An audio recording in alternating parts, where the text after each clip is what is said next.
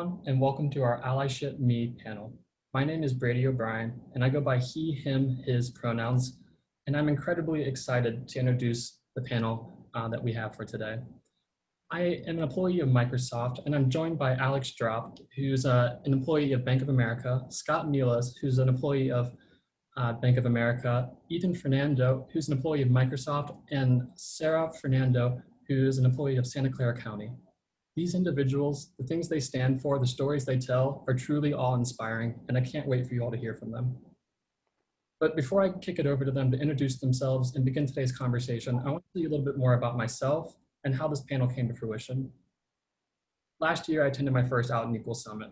I was bright-eyed, bushy-tailed, and so much so that I went to the Monday sessions that were not intended for newcomers. They were really intended for ERG leaders. But yet I was welcomed in with open arms, and I got to witness a phenomenal session. And Jennifer Brown was one of the speakers. She's a fantastic author, fantastic speaker, and she's in attendance at this year's summit. And she challenged the audience in that session to really use that year's summit as an opportunity to address our personal blind spots. And attend sessions and panels that are oriented around cultures and groups outside of our own. And my group, my identity, I'm a cisgender white gay man. So I thought this was fantastic advice, and I filled out the rest of my week with sessions related to trans and Black people. And I learned so much. I met so many amazing people, a lot of which are on this panel today. And they were speakers at a lot of these sessions. And I got to raise my hand, ask a bunch of questions. I was crazy nervous. I built out my network, and I learned so many things. And something I found really curious, from one session to the next, even the core note sessions that we all come together at, there was this ever prevailing topic of allyship and access and privilege and what it can do for the communities around us. And the individuals that we have here today for this panel, they really dive into these topics in such a holistic and amazing way. And I can't wait for you all to hear their conversation. And I'm so excited to have them all in one room together. But as last year's summit went on and those topics continued to come up, I realized the way in which they were regarded was very different from one speaker to the next or one session to the next. Some people view allyship as a very low bar, meaning a very low gate to entry, meaning like good intent could be allyship. And others, it was a much higher gate. It had to be forward-leaning, intentional action, be bold, and intentionally try to help a community outside of your own or even your own. And the words access and privilege were another in the same situation. Some view those words, when they're referring to the good side, they often say access. And when they're referring to more the negative side of those words, they refer to privilege. And that's not always the case. And sometimes these words are used interchangeably and sometimes they're used very separately.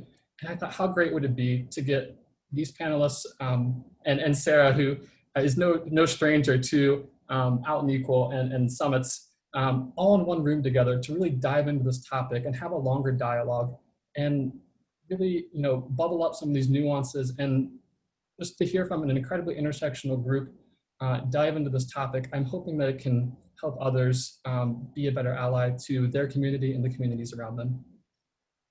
Before I kick it over, I want to lay out just a few of the ground rules. Just to let you all know, we are recording this session. And if you have any questions for our speakers, we will be taking a Q&A at the end of the session. Mustafa, who was so gracious enough to help us from Microsoft, will be reviewing those questions and bubble up some of those questions at the end of our speakers. Without any further ado, I'd like to go ahead and kick it off to Alex Drop from Bank of America. Thank you so much. Alex? Hey there, I'm Alex Drop. My pronouns are they, them, and theirs. I've been in banking for over 25 years. I check many boxes. I am transgender. I am Latinx. I am learning disabled, and I wear hearing aids. So I cross many different groups, and I represent, or I like to think I represent some of these groups. Scott, you want to? Sure. This is Scott Milas. I also work at Bank of America. I joined in 2015.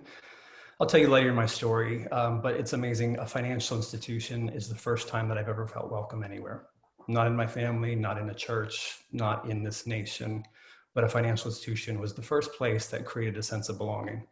My pronouns are he, him, and his. I'm a cisgender white gay man who co-leads the global support for transgender and gender diverse teammates at Bank of America. Ethan, do you want to go next? Hey, how are you? I'm Ethan Alexander. I've been with Microsoft almost 10 years. I'm the Worldwide Policy Co-Director. I'm a Black man of the trans experience, heterosexual Black man of the trans experience, and I'm so excited to have this conversation with you today. Thank you, Ethan. Sarah? Hey folks, my name is Sarah. I use she, her pronouns, and I'm a proud queer transgender woman of Filipino descent. I don't currently work at a tech company, but I'm so delighted to be here today. But a lot of my start I got at Microsoft, so I'm a proud Microsoft Gleam alumni. Was with Microsoft for 3 years, and that elevated me to be the now senior management analyst of a first of its kind Office of LGBTQ Affairs in County of Santa Clara. Microsoft has done so much for me. Out and Equal actually has done so much for me.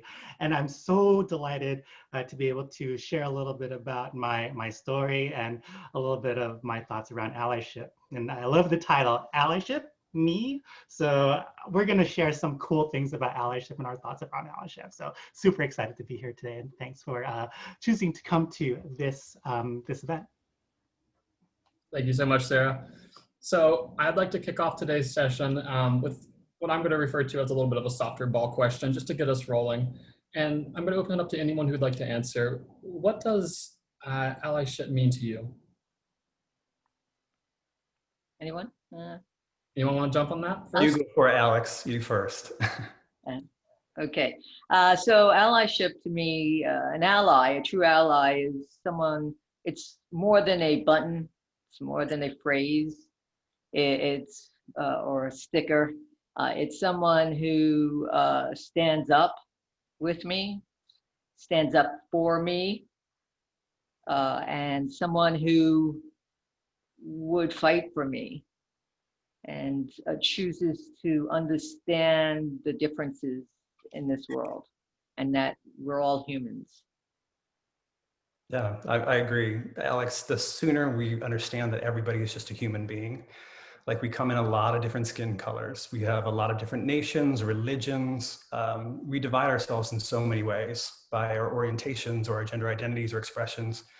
But in the end, we are a single human race. Every one of us has the ability to feel, to hurt.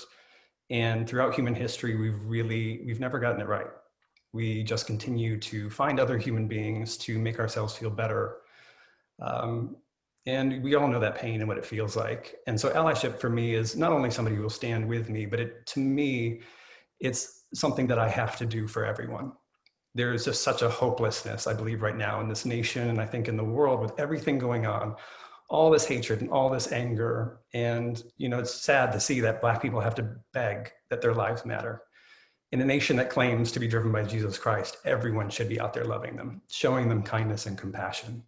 That's what it would mean. We can't sit quietly while people who are disenfranchised, while women who don't feel like they're worthy, who have so much power and capability, who really help run and shape this world, people of color or immigrants who are made to feel less than. It's not just that I need someone to stand with me. I feel like it also means I need to stand with everyone to take this feeling that I've always felt of pain and hurt and to transform it into something that's much more beautiful. To let go of a lot of my anger and my bitterness and to just stand with every human being on this earth and say it's enough. No one is superior to you. No one is greater than you. No, we're not hated or abominations. We all deserve love. Everybody on this call does. And it's to take your voice and stand for every human being, even the people that hate me. I used to be just like them. You know, I had those strong beliefs that I was evil, you know, so indoctrinated into it that I try to be more forgiving. So ally for me is not just what I need from someone, but I should be standing up to take what I feel and to advocate for everyone on this earth. Thank you, Scott. Allyship for me is and some of the things I've learned just this week alone with this year's Out and Equal conference is I feel allyship is a great entry point and connection point with a lot of folks. Being able to educate and get involved and find out how to be a better ally. As someone that is deeply involved in community-based organization and protest work, to get allies is important to be able to build that amplification, to signal boost, to get people involved in the movement. I think if you self-reflect on your level of allyship and how you can be an ally to any marginalized community, I think it's important. But I also think that moving beyond allyship is way more important. I feel that allyship is a great stepping stone and it's great for meeting people where they're at. But at the same time, a lot of the movements that are here present need a little bit more. We need accomplices in a lot of the movements that are happening. We need change agents. So if you've ever seen a lot of the talks that are happening, they're not asking for allies, they're looking for change agents, they're looking for accomplices, they're looking for ways for people to take action. But to take action, we have to meet people where they're at. And I think allyship, for me at least, is a great way to get people started. It allows people to understand what pronouns are. It allows people to understand what SOGI is and sexual orientation, gender identity, and expression. It allows people to get a better understanding so that when they're ready to take that leap, and shout out to Jennifer Brown, who I attended their workshop yesterday, and I'm very familiar with their work. They're able to show the evolution. And this is something I've been talking about for a really long time.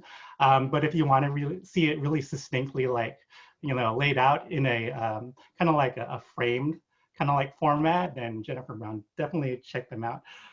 But yeah, I think allyship is a great stepping stone, but at the same time, evolution of an ally, being a super ally, being an accomplice, being a change agent, this is the future. And this is why I love platforms like Out and Equal to be a way to see where we could advocate for communities, because believe it or not, a lot of you folks are getting the tools and the access and the platform and the ability to be able to get these wonderful tools that Out and Equal is providing. And I guess after Sarah, I don't know if anyone can go after Sarah, but for me, when I think about allyship, there's 3 C's to the allyship of being an ally of Ethan. The first C would have to be, you have to be able to coexist with me. We don't have to have the same ideologies and interests, but you have to be able to coexist peacefully with me before you can even talk about being an ally. And more recently than anything, with the whole George Floyd thing, and I had to tell everybody about Tony McDade, it's more so, if you want to be an ally of mine, you have to hit these points, right? So the first point, and you can take out your pen and paper and we can do this. The first point is going to be coexistence. You have to be able to coexist with me. And if you can't coexist with me, then we can't be an ally, right? And then you have to be able to collaborate with me. At this point, that's the co-creation point, right? So we have to be able to do this together. And the most important point for me is that compassion. And when I state compassion, I'm not saying pity, because I don't need your pity. I don't want your pity. At one point, earlier this year, so many people was like, I want to be an ally for you, Ethan. What can I do to be an ally? And I was like, don't walk in front of me. I don't need you to stand behind me. I need you to stand right next to me. But more so than anything, when I talk about compassion, I talk about literally putting yourself in my shoes. I am a Black man of the trans experience. Once you put yourself in my shoes, I need you to be able to step outside of those shoes and do something to alleviate my distress. And if you can't do those 3 things, there's not one thing you can do. If you can't do all 3 of those things, you can't be an ally of Ethan. Now, a lot of people would probably say, Ethan, is not fair. Well, I'm not speaking on behalf of all trans men. I'm not speaking on behalf of all Black men. I'm not speaking on behalf of the LGBT community. I'm speaking on behalf of Ethan right now. And if you can't hit those 3 points, the last point being stepping in my shoes, actually feeling where I'm coming from and doing something to alleviate my distress, you cannot be an ally of mine. Thank you so Ethan much. always brings it. Hey, thank you so much for sharing, everyone. That was incredibly powerful. And I want to get on to our next question. I think we really hit that one well. What is a time an ally or someone's idea of it has failed you? Sure. So this is Scott. I'll start and just really kind of get in a little bit more detail of my story. And I think you'll hear yourselves a lot in this story. Like so many of us, I grew up in a Pentecostal home where it's hellfire and brimstone, and being gay is probably the worst thing that you can possibly be. And I saw how people were treated. I knew the feelings that I was feeling. And it's something that completely made me question my faith. And I remember growing up as a kid begging God to take this from me. I thought that I was evil. I felt evil. Everyone around me preached that these people were evil. And it just really permeates your soul so deeply, but you have no choice but to believe that. Or I felt like I didn't. And, begged God, I didn't want to be this person, and really struggled my whole childhood going into, and I even chose a Christian college. I went to Wheaton College, which is where Billy Graham went, because in my head, I thought if I was a good enough Christian, if I followed these rules, then this evil will be taken out of me and I won't have to deal with this anymore. But that is where I met my first boyfriend, as tends to happen in those institutions where other people are also going so that they can maybe pray the gay away. And I just remember how hurting and broken and in pain I was. And I was angry with God, thinking that God didn't care about that or my hurt or that pain. I remember there was finally a time I felt like I had to tell my parents. I just met my first group of gay friends. I couldn't even say that I was gay. I said, "Oh, I'm bi." And my parents' reaction was swift. And my mom was like, "Oh, I knew the devil would do this to you. And oh my gosh, we need to start praying." And people would come and pray over me and try to, and so many times I was like wondering, I wonder if God has ever told you that I'm hurting or broken or in pain. And everyone says, "I'm praying for you. I am praying for you." But I would be so angry at how they lived their lives. But it sank into my soul that God was this God that you can do anything you want. You can be driven by as much hate, as much anger, as much rage. And there's nothing that you could ever eliminate from you judging me. And, in that coming out process, it was cruel. And I had to go to Exodus Ministries and, try to make myself straight. And I remember being at one of those meetings. I'm like, God, people have been in this meeting for 15, 20 years. They're still struggling. They're still depressed. They're miserable with their lives. Why should I have to spend 20 years fighting something that I never asked for? And so I remember the day that my mom called me and she was just angry. And embarrassed that I was gay, but nobody knew, and I was forbidden from telling anybody because they were humiliated that they had a gay son. And there was a day that I was away at college and she called me and I was like, she was talking to me about how I'm changing, what's going on. I'm like, what if this is who I am? What if I am gay? And she was like, well, you'll never be around us again. And my sister was in the background and she was like, my niece was born during this time. I think kind of the only person that loved me on earth. At that point, she didn't see me as a monster like everybody else did. I remember just sobbing that night. And I laid in the middle of this ground in a soccer field, out in the middle of this college, just begging God to kill me. I was so worthless. I wasn't welcome in my family. I wasn't welcome in church. And my church, they didn't know yet. And I came so close to suicide that I ended up checking into a mental hospital. But it was the first time people were like, oh, they were angry or they defended me. They were my allies. They were angry that other people were treating me like this. And I had never felt that. In a mental hospital is where people were just like, oh, I can't believe they're treating like that. We're here for you. I left school. Well, actually, I didn't leave school yet. I told one of my roommates that I was struggling with this. And when people find out that you're struggling, they write you off. And he didn't. And there was one other person that I told that he just knew that I was hurting. He didn't know what to say. But the roommate went and told his girlfriend, and she stood up in a prayer meeting and said, hey, everybody, please pray for Scott. He's gay. I didn't know that this happened. And I walked to my mailbox. You're already hurting and broken. And I open it and it's stuffed full of letters. And I just was shocked because I've never received that. And every one of them was a letter telling me to get out of here, that God hates me. You're going to burn in hell and you're not welcome in the school. Don't ever come near me. Don't ever sit with me. I don't ever want to talk to you again. And I just collapsed. I ended up having to leave school because of how cruel it was and went home. And I remember my parents were just battling, like, you need to go to church, you need to go, God. But that is the last place I wanted to be, because that is the most cruel place I could be. And so I did, I went, I told, it got around. I had told my youth pastor, because in confidence, they knew something was going on. They knew I was severely depressed. I had left college and I was broken. And so he asked, and his wife asked me. And so I said, please, don't tell anybody else. My parents have forbidden me to tell anybody, but I'm struggling with being gay. I don't know what to do. I'm scared and alone. And instead of saying, like, I love you, or you're going to be okay, the reaction was just, you can see the look in people's eyes that you are some worthless human being. And they went and told the whole church. And the phone started ringing off the hook with church people calling my parents, telling me that I wasn't welcome near them. And that Sunday, my mom said, you need to be in church this Sunday. And I was like, I don't want to go. But I did. And I walked in, and only 2 people spoke to me that day. I was, up until this point, somebody that everybody thought was a kind, compassionate, loving human being. And all of a sudden, in the space of 2 days, I was this evil monster who didn't deserve any kindness. And 2 people walked up to me, one who I babysat for their kids. She was like, don't ever come near my children again. The other said, don't ever sit near my family again.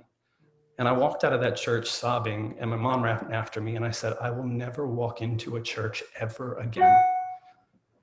And I remember just being so broken. And then my mom was like, they sent me to this woman who, it turns out, she didn't even have any counseling or psychiatry degree, to heal myself. And she had multiple personalities. And she had integrated herself into one person and felt like God gave her special powers to heal other people.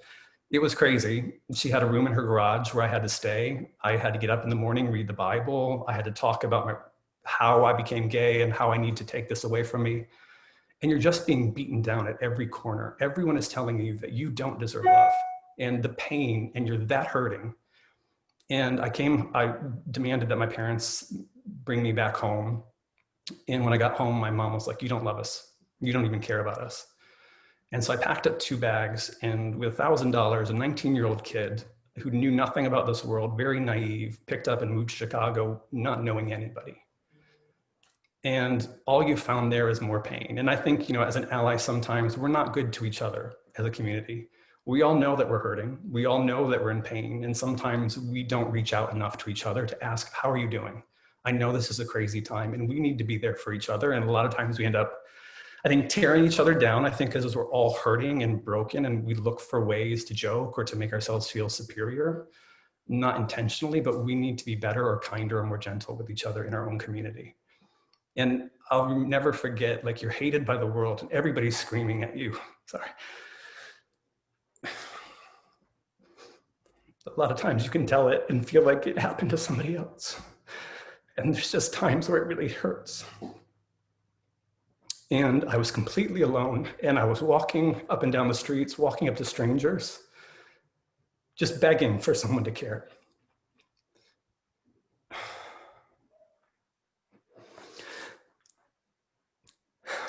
I think when I left from that day, there was one side of me that could see pain and hurt in everybody and love everybody, even if they hated me. I think being that broken, you are able to love more.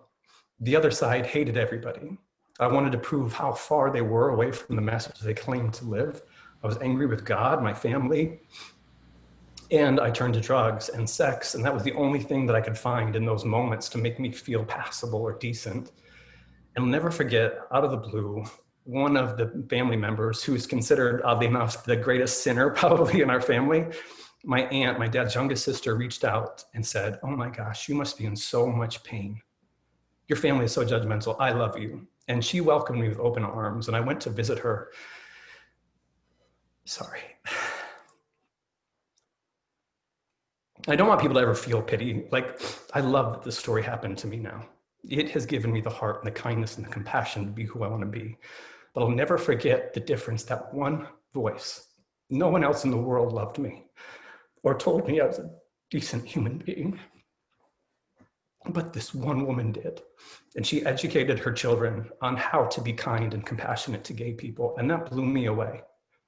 And I went through life like this, hurting and broken, believing I was worthless. I never had aspirations or dreams or goals. I was just destroying myself. And I came out kind of to my parents in 1996, and through the 10 years up until 2006, you don't ever talk to us about your life. We don't want to know about your lifestyle. And no matter how much pain or hurt that I was in, they never saw it. And they would talk about this God of unconditional love. But I always felt like I was the exception. No, it isn't, because I'm not included in that. In 2006, I was carjacked, held at gunpoint. The two men got in my car, put the gun to my head and told us to, you need to come with us. And this feeling like, I know I need to get out of the car. And so I thought they were going to shoot me, but I got out of the car, they jumped and they were screaming at me to get back in.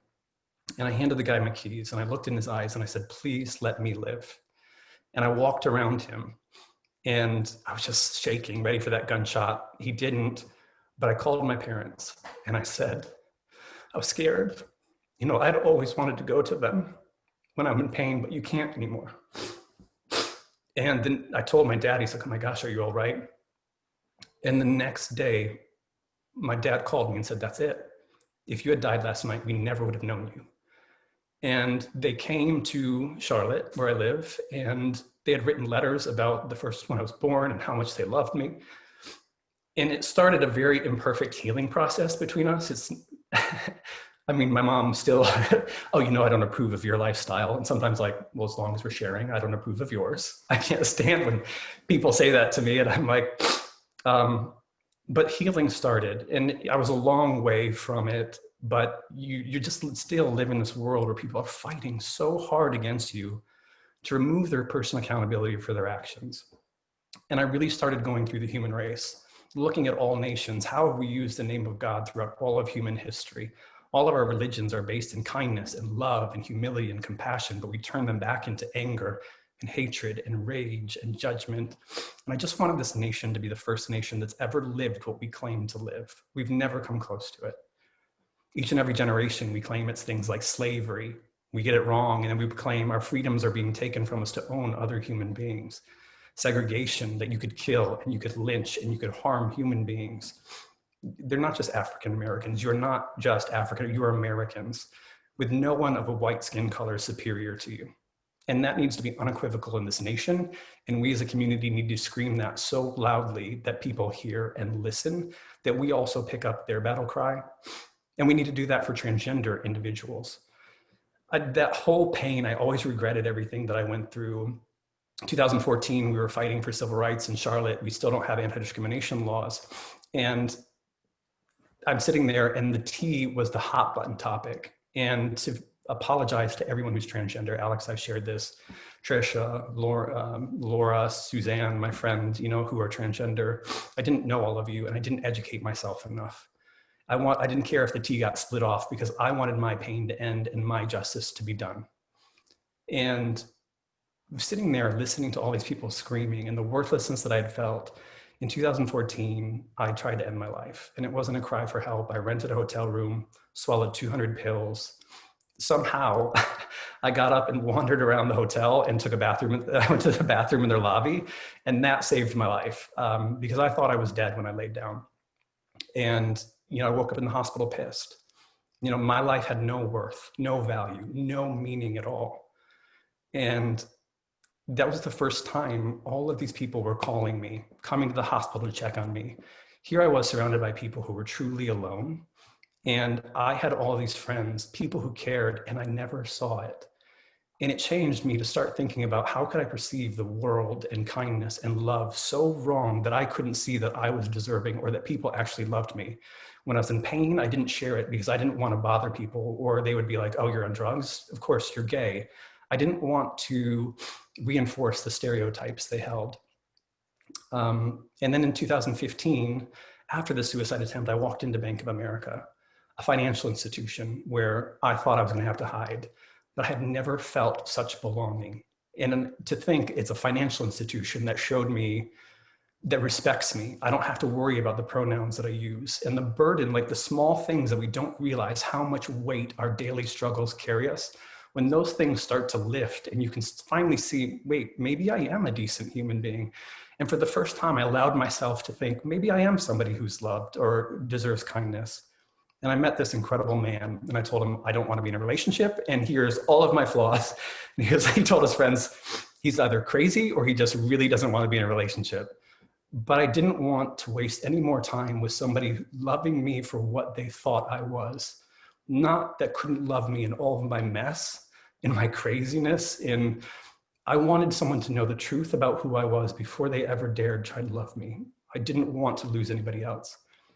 And in 2015, I joined Life Event Services. In 2017, I took over our transgender framework. I started meeting and talking to all of these human beings who were transgender, non-binary, gender expansive, who felt the same pain, the same hurt, the same anger that I felt. And I took allyship to mean to me that I could advocate so strongly for this group of human beings who deserve every ounce of love and kindness and compassion. And that changed me. It felt like everything that I'd ever gone through, every ounce of pain that I have ever experienced was worth this one single moment to take and advocate, not just for transgender individuals, but African Americans, for people of color, for immigrants, even conservatives when they talk about our Christians. I used to be just like you. And so I want to show you, it doesn't mean I'm not angry right now watching our nation and the hopelessness that we see.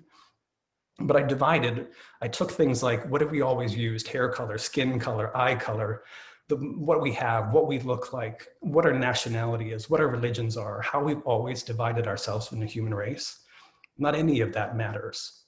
The only thing that ever determines superiority is a belief that you're superior to or different than somebody, and you dehumanize them. And I promise you, not one single day in human history have we claiming superiority or telling people they're worthless. We have never gotten it right. I just want the world to know there's so much beauty in color and difference. We don't look at artwork and think to ourselves, oh, wow, I love that beautiful white blank canvas or the black blank canvas. We look at art for all of the different textures and the techniques and the different colors that formulate a beautiful picture. And that's who we are as a human race. Yes, we're different, but we all feel, we all hurt, we all think. And to me, we are not a nation driven by God because everyone judges us. We would be if no one did. And imagine if everyone just took their personal accountability for their actions. And that's what I want to tell everybody. The whole world can tell you that you don't deserve love or kindness or compassion. Their whole world can tell you that you're worthless, but not one day has the world gotten it right. And to now understand that fully and be able to say, like, I would be willing to give my life to stand up for everybody and love everyone on this call. I don't know you, but I love you. And I'm going to here to advocate or to be your ally. And if you're ever hurting or broken and in pain, you could call me up. I don't care what you've done. I don't care what you said. I don't care who you are. I'm going to love you and show you kindness and compassion. And so allyship, I think, Alex, we've talked about this, was really understanding it wasn't just advocating for my rights. It was to advocate for everyone else's, which found meaning and gave me purpose. So thank you for letting me share. I don't know if you could see, Scott, but you're getting lots of love in the chats. And thank you so much for sharing the story. I've heard it before, but it still makes me all teared up and goosebumps. Yeah, I just want our community to get it, to understand. People are just using us and they're hurting and broken too. It is not true. All of us are loved, and stop believing the hurt and the pain and the worthlessness. It's never been true. And I mean that to everyone on the call, whether you're straight, gay, whatever your skin color is, we're human beings and everyone deserves it. I want us to stop believing that lie. So thank you. So Brady, do you mind if I jump in? Please. Okay. I asked Scott to tell this story because it does touch on many different forms of allyship, right? And being an ally. Clearly his family was not an ally to him. But also, he learned what it meant to be an ally to others. And as we ask, what is an ally and what's not an ally? And do we have allies within our own community? And how Scott mentioned about the T, breaking the T off of the LGBT, that is not the first person to have said that, right? Within our own community, we have people who are not, don't love each other and would rather us not be part of that community. That's not being an ally. Right? To me, that makes me angry, that in a community of who has suffered so much, that they feel that they can look down at us and put us to the side for their own personal benefit. That makes me angry. And that's why ally, when I don't use the term ally loosely, I don't care the number of allies you may have in an organization, or how many stickers that you gave out that I'm an ally. I want to know that you will not let something like that happen to me. I want you to know when someone says, you know what, the tea is not helping us, we need to let's think about leaving them off. I want you to say, no, that is not right. This is not the way it's supposed to be. Everyone has to be lifted up. Everyone has to be protected. And and that's what my story is of allyship, Alex, to change. And I feel like it's education that's needed. And I almost left off the most beautiful part of my story. Since I've met John and we've been so close, and it's just been this great relationship, we built a house together. With this confidence has come a freedom that I care what you think in a way, but I also want you to know I don't, in a sense. This is who I am. When I am now living my authentic life, when I am being who I am as a gay man who fully deserves every ounce of kindness and compassion and love this world has to offer, who knows that I'm a contributing member of society, my family has seen the love between John and I, and they have all changed. It is so revolutionary to think it took a carjacking. After my suicide attempt, they changed, but it was really truly seeing the love that we have for each other. I have an uncle I remember who was so outraged, and once when I was in pain told me I was going to burn in hell. Now that he's seen us, he shared this sermon with me like a while back, and he was outraged at the self-righteous hypocrisy of all these sinners judging gay marriage. How dare they? An aunt who once looked in my eyes and told me that she doesn't approve, or the same message that I'm going to burn. She spent a weekend with John and I, and she kept being like, I have never felt so safe. I have never felt so welcome. And it was because I was no longer hiding who I was, or felt like I had to edit my stories as if they didn't have truth or value. I could share, this is my relationship, this is the things that we've done, the things maybe I've changed pronouns to appease or to not hurt their feelings. But that weekend, I've never asked them to change their beliefs, but to show me kindness and compassion like you would any other human being. Just treat me like your nephew, just treat me like your son. That's all that I'm asking. And when she left that weekend, she hugged me and said, I love you, I love him, and I love the two of you together. This weekend has totally changed my heart. He's been around my parents, and we were staying at their house, a house that used to be, I couldn't bring anybody home for 12 years. And my dad came up and said, he said, your mom wants to say goodnight to both of you. And we went down and she reached out to his hand and said to John, I love you. And I knew he was in when he made it into a prayer request. And that's what I want to share. It's like us living our true, authentic lives, showing people that we are not these monsters, that we are kind and compassionate, allowing them to see our relationships has brought more healing to my life and to my family than I could ever dream. And it is an incredible outcome, and that's what I want us to remember. A lot of us used to be just like these people who judge us. Maybe we should be a little bit more forgiving and kind and show them who we are. I just want to chime in here, and Scott, thank you for bringing and sharing your story. And you brought up safety, and for me, safety is something that's just a basic, necessary thing for human beings just to live. And in terms of, times where I felt allyship has failed you, I just feel that the trans community, a lot of us are asked to tell our stories and to be like, we're giving platform in terms of telling stories, and we're being asked to educate and being asked to, live authentically, be yourself in a world that does not necessarily keep us safe. There's been a lot of instances where I've been invited to events that were very it's not necessarily a queer space. And this is where you see kind of like my personality light up. Whenever it's a queer space, this is where you see kind of like a lot of true energy, because being in a queer space makes me safe. And I think that's what people need to understand is when it comes to the basic premise of allyship, it's thinking, well, what do we need to do to keep people safe, out of harm's way? What do we need to do to make sure that people have everything that they need, the foundation to live as their authentic selves? And in terms of safety, when I came out, I mean, I came out around 7 years ago at Microsoft. And I didn't know what to expect in terms of coming out. The only thing I had to keep me grounded and keep a little bit of solace is that there was just something in the break room that said that you cannot discriminate against gender identity or expression. And I was just like, okay, green light, I'm gonna come out. So I came out to my manager, but I just knew that if I was going to come out in the workplace, I won't get fired, at least. So, and that's unlike coming out to friends and coming out to family where they could disown me and they could like just choose not to communicate with me, which actually happened. So I owe a lot to Microsoft in terms of the advocacy work I do and kind of like the position I'm in, just because of the fact that when I went to Microsoft, I just felt that that was my bubble, kind of like my cocoon in terms of coming out.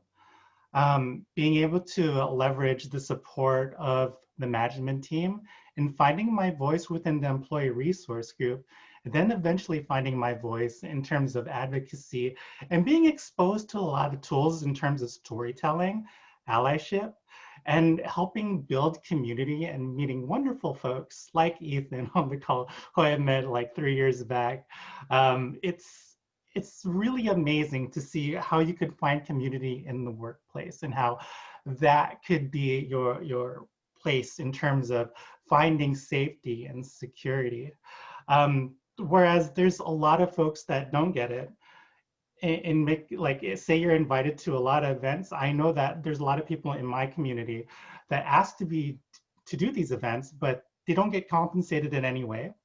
And this is where we see a marginalized community advocate for a community, advocate for their own voice and their own people, and not be able to be uplifted financially, nor given the access or the tools they need to, for themselves to be successful, for them to be able to be empowered to change the world. That structure has to change in terms of how do we actually uplift these communities. So I know we're probably going to go a little bit more in depth with that, but in terms of where allyship has failed, I've known many a times where I go into cisgender, heteronormative spaces, and I just felt that I'm sharing my authenticity, but all I see is blank stares.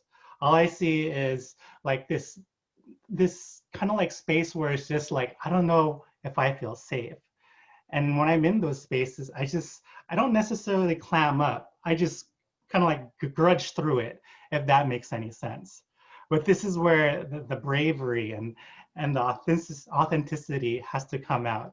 And this is where I feel that, you know, spaces like Out and Equal and employee resource groups and community-based organizations, being involved and being able to build your strength through those channels is important to be able to build on your own body of work and get out there. So again, like Scott, your story just resonates with me so much because it just gives me so much perspective. And I know about Ethan's story, and Alex, I know I'm getting to know yours, and even Brady, I'm getting to know a little bit about yourself, but it's a great way to just learn about people, because I think through storytelling, we build empathy.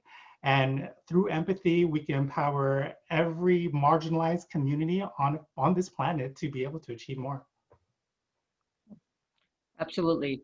I think that, you know, when we proposed this this panel talk, you know, I was thinking about all the things. Can I honestly say that I have been a good ally to others?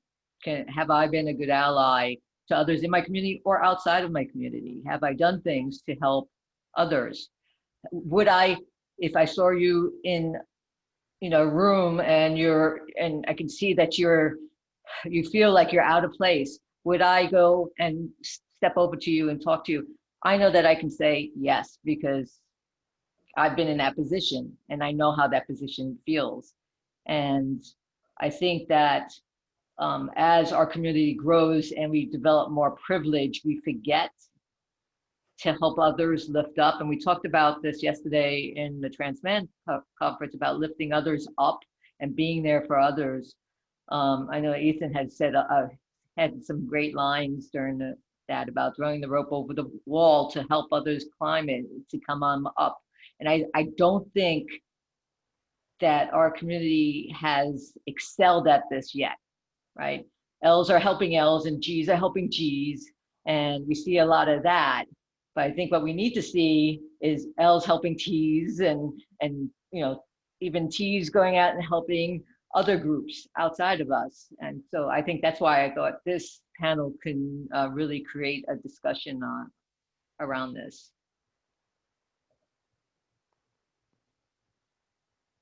So much, Alex. And thank you so much, everyone, for those phenomenal shares. I learned an incredible amount, and I'm humbled and angry and happy and everything all at once. Thank you so much for sharing. The next question we have, and there will be some overlap because we are really pivoting on a narrow topic here, but it is simply, what is and what is not allyship? And if you could all supplement that answer with some experiences from your work life, or some scenarios that could help us identify scenarios where we could be better allies, that would certainly be beneficial. Does anyone want to pick that up? Can I point it to Ethan? Because I haven't heard enough on him. Yes. Alex, I knew you were going to call me out when I didn't say anything to let. Oh no, I know I'm about to be called out. Yep. I think it just goes back to what I said from the very beginning for me. 2020 has been a year. I take it, I accept it wholeheartedly, with open arms, like, come on 2020. Like, but I said in the very beginning of this year that 2020 was gonna be about three things: bigger conversations, broader thinking, and bolder decisions. Like, that's what 2020 was gonna be about. I said that in January. I didn't know why I said it. I had a whole vision board. I couldn't understand why in my vision board that I had so many words and so less pictures. Usually I do a vision board every year.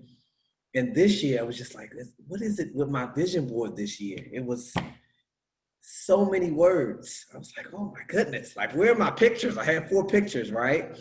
And I think for me this year, with it being bigger conversations, broader thinking, and bolder decisions, when it comes to allyship, it goes back to those 3 C's that I stated earlier. Like, you need to be able to coexist with Ethan. You have to be able to co-create with Ethan, and you have to be able to have compassion for Ethan. And I don't need your pity. With this year, you know, like I said earlier, a lot of people didn't know about Tony McDade. Guess what?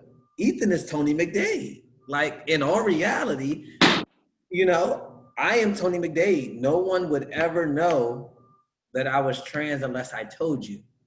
That's that privilege part that people talk about. And initially, I would have never thought that I had privilege being a Black man. What privilege is there for a Black man other than the fact that it's a walking target, right? It's double discrimination being a Black man of the trans experience. And I seen in a chat earlier, someone said, why do I state Black man of the trans experience? Well, a little background on Ethan. When I transitioned almost 9 years ago, my friends who were cis gay men were more concerned with me transitioning to a Black man in America than they was the health issues that I could encounter transitioning. So when I say a Black man of the trans experience, is because when you first see me, you talk about intersectionality, I'm a Black man with tattoos. The trans part you would never think unless I told you. So that's why I'm a Black man of the trans experience, because if I'm walking down the street, I could be the next George Floyd, I could be the next Aubrey, I could be the next Tony McDade. I'm still a Black man first before I'm trans, unless I told you. Quote unquote privilege, right? So when you go back to what allyship looks like for Ethan, because at no means do I want to speak of what allyship looks like for trans people in general. But for Ethan, if you don't hit those 3 C's, you can't be an ally of mine. And more so recently in 2020, there's been so many people who wants to be an ally of Ethan. Oh, let me be an ally. Oh, he's Black. Oh, he said that he's trans. Last year, I had the privilege of and the honor of being included in the Microsoft Pride campaign. There were so many people who hit me up last year and said, oh my goodness, Ethan, I just assumed that you had a sister or a brother that was like gay or something like that, because the way you spoke last year about a seat at the table and the voice, you know, no one could have ever thought. Well, this year, I was more bold. It was a bigger conversation this year. It was a bold decision that I came out and I literally said to the entire world, it felt like coming out all over again. I'm a Black man of the trans experience. There's double discrimination. Right now, if my friends were more concerned with me being a Black man in America than me encountering cancer or anything else, doing tea and all of that, that's a whole different ballgame. I had 2 parents. They were totally different. My dad, he passed 3 years ago. He wanted to fight. I'm the oldest of 6 kids on my dad's side and 4 kids on my mom's side. My dad wanted to fight me for no reason at all. Like, only because I transitioned. That's literally why he wanted to fight. Like, we were gonna go toe to toe. And then my mom couldn't understand either. And her thing was going back to, you know, your story, Scott, like, nah, this is not cool. But before I lose you as my kid, I have no choice but to deal with this because I love you and a mother's love is unconditional. So when you talk about allies and when you talk about all of that, the world in itself doesn't, as far as being a Black man in general, I don't have the same opportunities. Automatically, when a person sees me, a Black guy with tattoos, I'm automatically categorized as a thug until I open up my mouth and I have those conversations. They're like, wow, he actually knows something. One, oh, he actually has his own business and he works for Microsoft. Okay, let's give him a shot. It shouldn't be like that. I can agree with everything that Sarah says because Sarah understands being a trans woman. It's a lot that goes on with that in general. People could just wanna, if they automatically know, yo, oh, that's a trans woman, they just wanna mess with you just for general purpose, GP, right? Well, being a Black man, I could walk down the street and people can automatically think that I'm a thug or wanna mess with me because I'm a Black man. So I get that. So I go back to saying, 2020 for me, bigger conversations, broader thinking, and bolder decisions. That's what I'm doing right here. I'm telling you that I am a Black man of the trans experience. I transition female to male. For anybody who don't understand, female to male. I can't get more clear than that. But 2, if you want to be an ally of Ethan, you have to be able to coexist with me. It does not mean that you have to agree with my interests and ideologies. You don't. But we have to be able to agree to disagree in a peaceful manner, right? 2, have to be able to co-create with me because in the world that we're living in today, there is no stopping. I'm gonna keep going.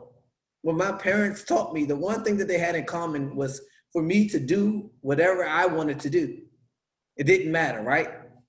I don't care about people's opinions. People's opinions are the cheapest commodities. Try to pay your bills with them. But what they failed to realize is that there was no asterisk with that not caring about what people thought about you, to the point where I don't care about what anybody think about me. What you think about me is none of my business. At the end of the day, you're still gonna have to be able to co-create with me. And compassion, that last C, that is the most important C. I don't want your pity. Yes, I am a Black man. No, I will not sit down and watch Roots with you. No, I will not sit down and watch Pose with you because I'm a trans man. I am not doing that. That is your job. If you want to know anything about me being a Black man of the trans experience, that is your job to do your background. What I will do is I will hold a conversation with you. You do the research because guess what? There is no way that anyone's going to think that this European American is not can possibly think that I'm gonna sit down and ask you questions without doing my research. Period. I really don't care what you think. Treat me like a human. We all have blue veins. We bleed red blood. You don't have to say trans man. You don't have to say black man. My name is Ethan Alexander. Call me Ethan. But if you think that I'm going to help you in your process of trying to make this easier for you, you got another damn thing coming. Because at this point, in 2020, we've made it easier enough. And the fact that I'm willing to stand up and say, this is who I am, you do your research and you come back and ask me questions that you may not got clarification on the research. But I'm not watching Roots with you. I don't need you to take a bullet for me. At this point, I don't even need your 40 acres and a mule. I don't want anything. The only thing I want you to do is treat me like a human. That's it. And if you can't do that, then that's another conversation that you have to have with yourself or whoever it is that you believe, because I won't tolerate it at this point because it's been tolerated for so long. Sorry for taking up so much time. No, it's fantastic. And I just want to jump on that. If you think about how do you take what you just said into the workplace, right? How, how can someone be an ally in the workplace, right? Other than wearing a sticker. How do you do that? Well, maybe see us. Number one, see us. See that we may have issues in the workplace. See that maybe because you only have a men's room and a woman's room, that may be uncomfortable for me. You need to be able to see that and speak up about that. And say, maybe at your next management meeting, say, hey, did you know that, Alex is going through this stuff and Alex looks a little uncomfortable using the restroom. Can we do something about that? Do the work to be able to call yourself an ally. That's at least my opinion. And I have to say this, and I don't want to really say too much more, but I know Sarah could agree, I know Scott could agree, and I know Brady could agree with this. It's one thing with saying see us, but you have to be able to be visible. Mm-hmm. So you can't see me unless I tell you, because it's not one of those things where you can assume, right? Because if you assume, then someone's wrong again, right? So you have to be able to see me, but I have to be able to be visible for you to see. Because there's one thing with assuming, but there's another thing with me saying, you know what, Ethan, you are the worldwide policy co-director of Glean. Everyone thinks you're an ally. Last year, everyone thought you were an ally. I don't care what people think, but now I have to speak up. Now you can really see me without assuming anything, because the one thing, and we talked about this on our panel yesterday, Alex, is that you can't really expect anyone to do anything for you if you are not visible. So if I'm not visible, you can't see me. Like I wore this shirt today. I don't know if you folks can see it. This is my 17-year-old cousin. She killed herself on August the 2nd. She was suffering from depression, right? 17 years old, beautiful. I mean, talk about social media now. You know, these kids with social media, 144,000 followers, right?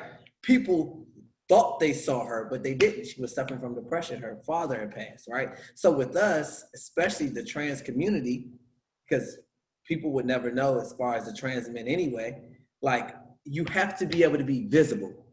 Like the one thing that I love about Sarah, and Sarah, I gave you a shout out yesterday, and I'm not sure, Alex could tell you, I'm not sure if you were listening in yesterday. I said, you know what, there were no role models when I transitioned in Microsoft. It wasn't a role model for me. I did it. A lot of people didn't know anything, right? But afterwards, after I transitioned and all of that stuff, I happened to do some research, and then I ran into you, Sarah, and you are so amazing, and you don't understand how much of a role model you are now, because I see what you do and I see how you do it gracefully, and you truly don't care what people think. But it took for you to be visible in order for there to be change. And that's the difference. I have to be visible. I have to say, yeah, you see me as a Black man. Yes, guess what? I'm a Black man of the trans experience. I'm visible now. Hey, I'm at the table. I have a voice. Yes, okay, I got you. And that's what it is. So I think that's really important. Ethan, I was not expected to cry at this panel, but Ethan, that means just so much to me. And being like, going back to that question is, what is and isn't an ally? I really want you folks to understand within the privilege. And I just want to acknowledge that being in an out and equal conference like this, it is indeed a privilege to be able to get the tools and the access and the resources we need to amplify and uplift the community. Let's not forget that. That's totally a privilege. And this is something that marginalized communities might not have access to, if at all. And this is where we need to see, well, where are the gaps in ensuring that everyone could fight for equity and social justice? Oh my God, Ethan. Okay, so some of the things that are going on in the world, and I just want you to really just self-reflect and think about what's going on, the reality of what's going on in 2020, right? We all know that this pandemic is disproportionately affecting marginalized communities, specifically LGBTQ, specifically intersectional LGBTQ identities, specifically Black and Brown people, right? We have to acknowledge that and see what are we doing to amplify and ensure that everyone makes it through this pandemic okay, right? Then think about some of the things that happened this year to trans folks. Yes, there was the passing or the reclassification of sex in terms of workplace equity. And I get that, and that's an amazing win, right?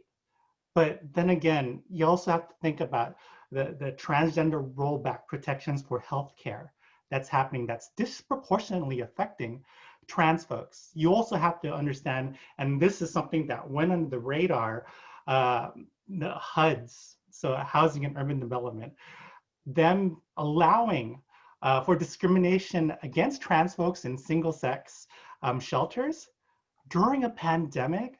This is something where not only like individuals, not only activists, not only advocates, not only community-based organizations have to speak up for.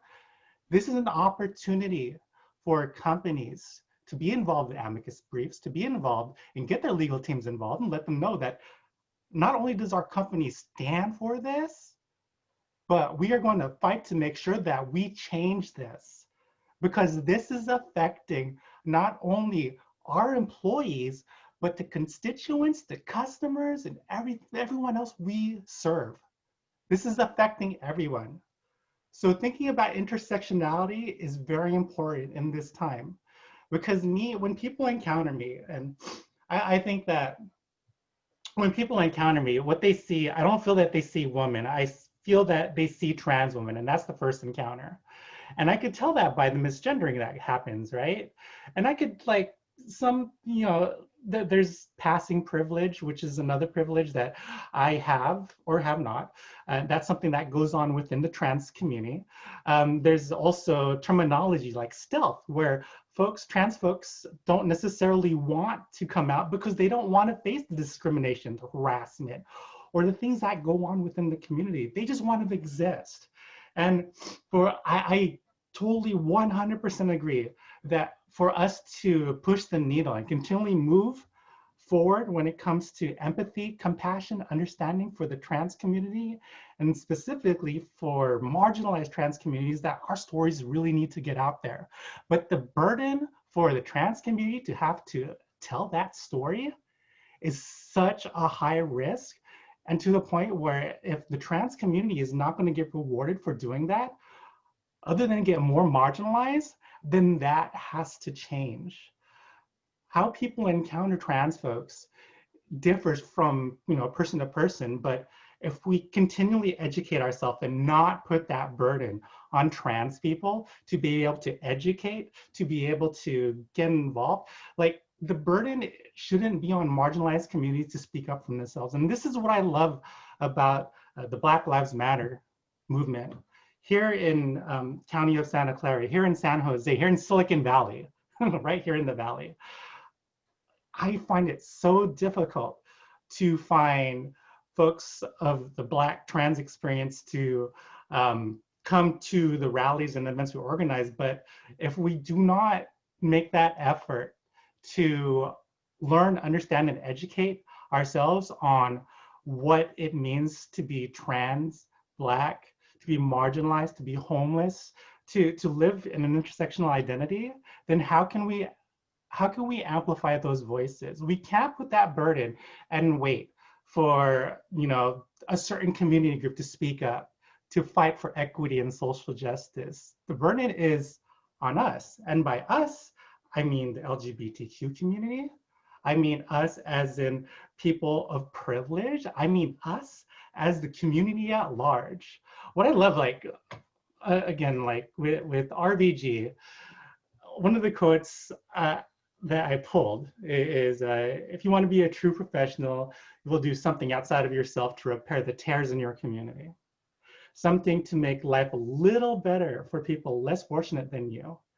That's what I think meaningful life is. Living not for oneself, but for one's community. And tech, we just have to understand that we affect the communities that we occupy. I live in Silicon Valley. I live near San Francisco. What are we doing in tech to make sure that marginalized folks, people of intersecting identities, they don't fall through the cracks? Because they do, and it comes time and time again. The number of Black trans lives lost is accelerating.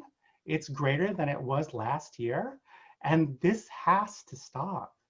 And we have to self-reflect and think, where do we spend our time? Where do we spend our talent? Where do we spend our treasure to be able to make sure that the spaces that we intend to empower, what are we really doing to empower everybody? Not just those who could financially afford it, not just those who are privileged. And when I mean, what are we doing? I mean, what is the individual doing? What are you doing to be able to get out there and go beyond this notion of allyship? Yeah, Sarah, that's such a beautiful story. And you can see the hurt and the pain like everybody else. I think, you know, for me, taking over the transgender framework at Bank of America, meeting people like Alex, and I think Suzanne, my friend, is on the call here today. Just so many different friends, Aaron Roberts, you know, I love you and would not change, you know, I would die to love you. You know, it's going from a man who was so concerned about just the G. I didn't really hate or know what I thought. But I had never really taken the time to sit down and talk to, meet, and develop friendships with people in the transgender and gender diverse community. I just hadn't done it. And that was on me. And it was effort that I needed to take. And then I started seeking out those friendships, not just from you teach me, but just as a bonding, just caring about these, you know, caring about human beings. And it just is amazing how similar our stories are. There's that worthlessness that we feel, or the self-hatred, or the loathing that we're not good enough, or what do they think if I say this, or if I look like this, or how are they going to take it? But really, we shouldn't, when you look at the next generation, and even when you're talking to your businesses, the youth, they don't care about pronouns or what your sexual orientation or your gender identity is. The way that they're identifying, I work on a board of directors for Time Out Youth, which is a local Charlotte-based organization, really looking out for people who are young, who are maybe rejected from their families or households, looking to help them with housing, getting a social worker to help them build the skills they need to develop. And we did a survey about how people identify. And I had to ask, and that was embarrassing to me. I had to ask, like, what does that mean? I've never heard that. And then I needed to go dig and learn, you know, and come back then more educated and prepared to have a better conversation. I mean, are the letters going to go away eventually, right? Because just the way that people are identifying, and are your businesses ready for this next generation? You know, we launched, you know, the gender neutral, sorry, not the gender, but we have gender name badges because people are tired of being misgendered, nor should they have to deal with that. We even develop talking points if one of our customers comes in to a financial institution and saying, I don't want to work with that person because of who they are. We'll say, we have to have that commitment with our company level to say, then we certainly understand if you want to take your business elsewhere, but while you're here at Bank of America, you're going to treat our employee with respect. And when I go to a lot of talks when we're trying to recruit from campuses, And when I share what I do for Bank of America, it blows people away. I'm sorry, what do you do? How do I get a job like that? I'm like, well, you have to go through a few jobs to get to a place where you get to be involved in a framework like this.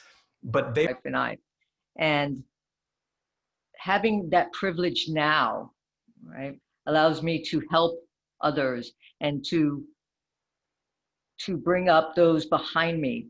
And so as Sarah was saying, right now, right, so what's the total? 31 trans people were killed this year. 31. Does everyone know that on the phone? Did you know that number? You should know that number. You should know what is happening within our community. You should know that. Do you know that 1/3 of Black and Latina LGBT workers right now have had their hours cut? Right? You should know these things. And 1/4 have lost their jobs right now during this pandemic. Now, I know this because these things were important to me because that was my community. That's part of me. But I think that our community, the LGBT community, has a lot of privilege, right? And that we can help those people right now, right? We can help others, and we can use our privilege that we have today. And when we get to speak, and then we get to speak to our larger groups, and we can tell them 31 people were killed this year just because they were trans, right? Inform them, give them the information so then they can act, right? And maybe they don't know how to act in as an ally. Just saying, yes, I believe everyone should live. Yes, okay, that's good. Okay, so how can we teach you what to do, right? I know that they have to do their work, right? I agree with you, Ethan, they have to do their homework, but maybe they don't know what organizations they should support, right? Maybe you teach them about the LGBT Community Center in New York City, which saved my life when I was a teenager, right? Maybe you teach them that that's who we need to support, right? Or you maybe teach them, or maybe you just let them do good things. I have a mentor at the bank who always makes it a point to give me a call when something happens in the trans community. Am I okay? Doesn't cost him anything. Doesn't it take anything? He just calls me to say, are you okay? I heard this happen. How are you feeling today? I think that is huge, and privilege is a part of that. You're privileged to not have to experience all this that everyone else is experiencing. Just take a moment and understand that there's a lot going on in this world, and that we're all feeling things, and we're all going through stuff, and that your friends may be suffering or your acquaintances may be hurting, that we know that all of this is going on, and that we can maybe help in some sort of way. I definitely agree with you, Alex. Brady, I know that we're at 146. I know you're like, oh my goodness, analysts took over the whole damn thing. Yeah, our whole agenda gone. No, I've absolutely loved hearing from you all. This has been phenomenal. And Alex, you sharing the phrase, are you okay? That's incredibly powerful. It's short, sweet, and anyone can do that. If you can tune in, know some folks, and practice some empathy. I want to skip to our last question so that we could potentially get to an audience Q&A question if we are able to. And it's just really to help kind of sum it up. And I'm looking at you, Ethan, because you got your 3 Bs and your 3 Cs. I want to know, how do you guys keep yourself on track as an ally? And how do you really live this idea of being an ally? And is there any like short thing that you can, what would Jesus do? or what do you do to help keep you on the tracks? Or is there anything that you can tell yourself if you get into a situation on how to help you react in the best way that you can? Anyone want to take that? I can start since you called me out. Yep. I understand. Fair. Oh no, Scott, go. No, I said it. You start. It's only fair. You're good. Since he called you out, you need to go first. I'm throwing it to you, Scott. Phoning a friend. Go ahead, Scott. No. You first, Ethan. I started this conversation. I want you to start it here. This is a great question for you. Cool. No, honestly, as an ally, I just make sure that I speak up for people that are afraid. There are so many people that are afraid right now. You have COVID, you have so many things going on right now. So many people who don't have the support at home, who don't have the support at work.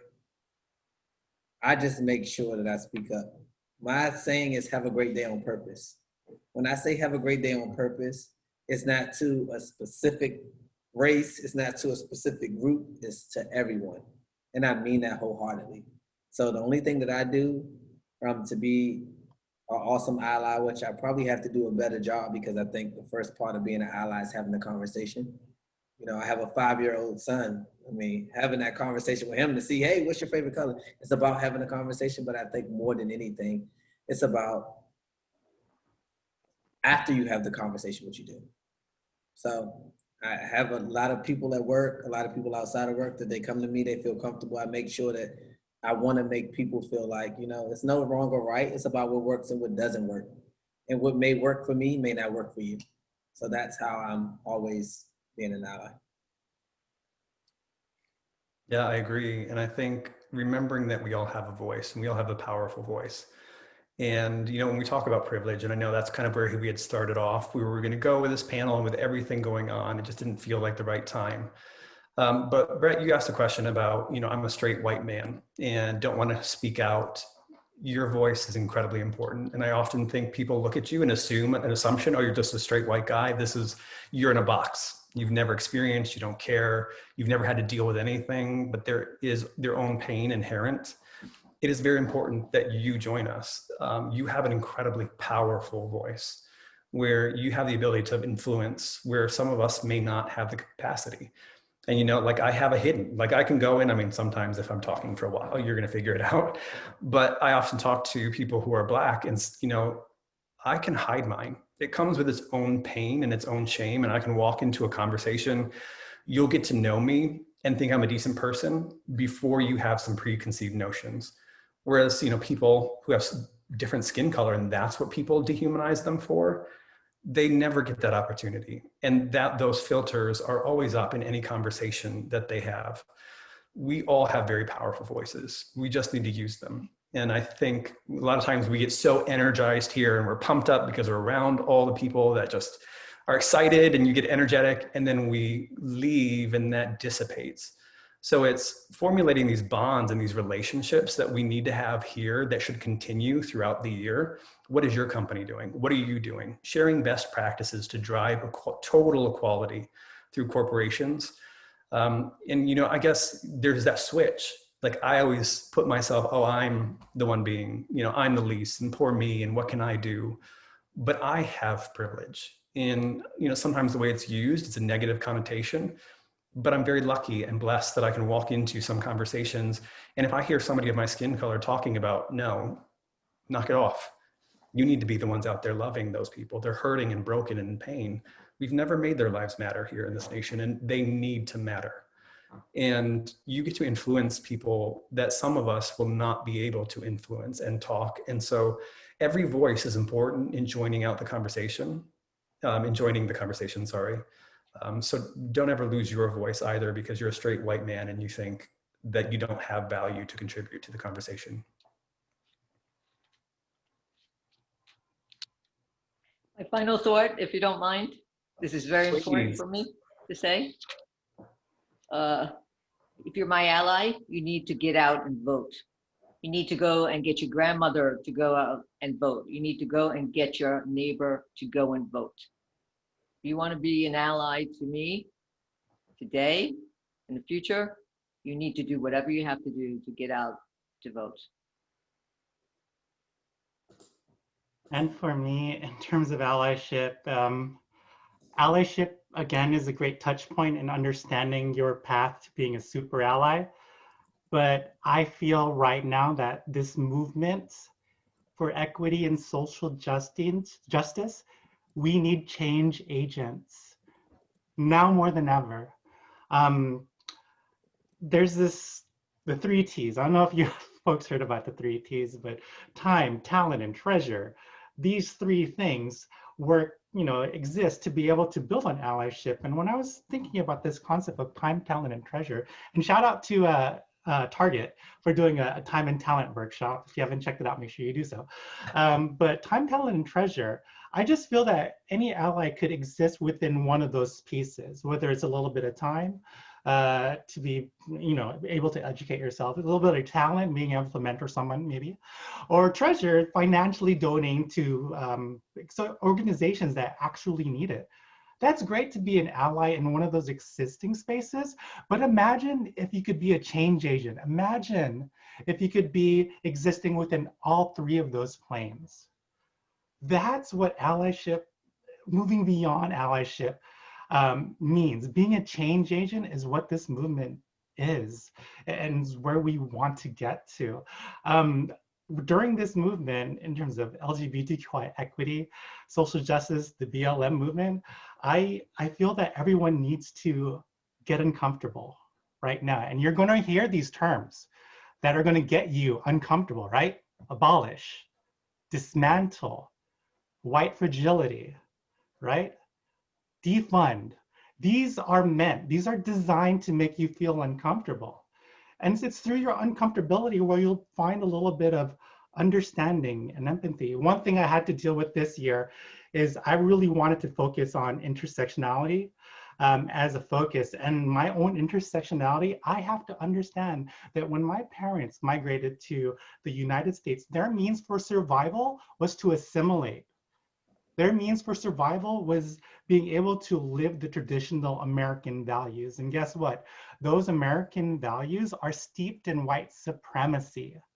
We have to really look at how we are employing and empowering the communities that we wish to serve. So there are hard conversations that need to happen right now. We have to look at the employment process, right? We have to look at, in terms of how much do we value education over the lived experience?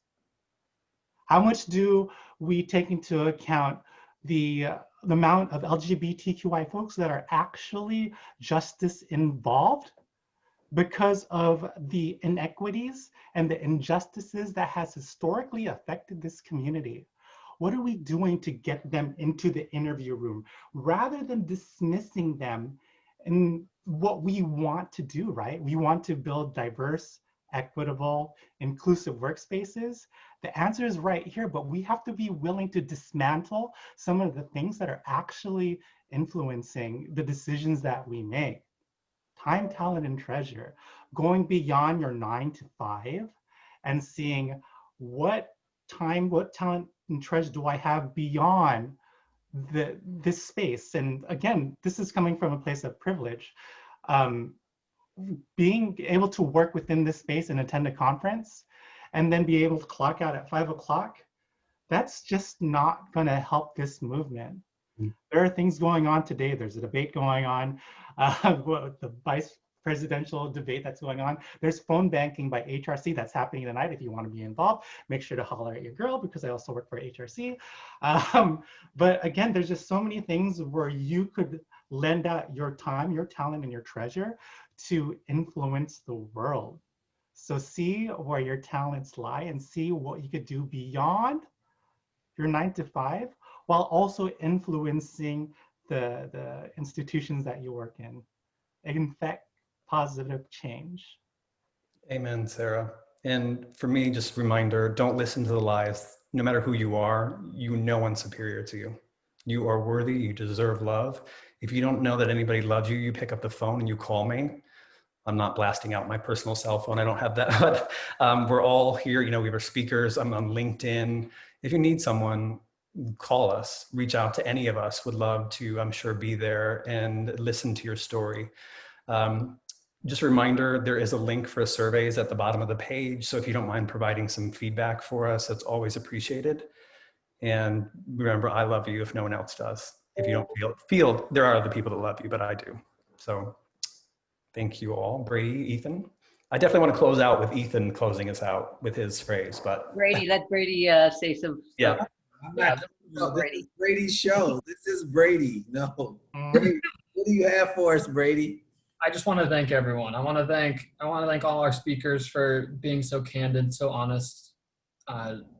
so raw with us today. I want to thank Mustafa for monitoring the questions, and I want to thank our attendees for chatting and following along and asking questions. Unfortunately, we're sitting at about 2 minutes, and I don't think we will be able to get to the questions. But I thank you for attending, and I want to hand it over to Ethan for our final send-off. Thank you all so much. All right, well, since you're making me, Brady, thanks everyone for attending, and have a great day on purpose.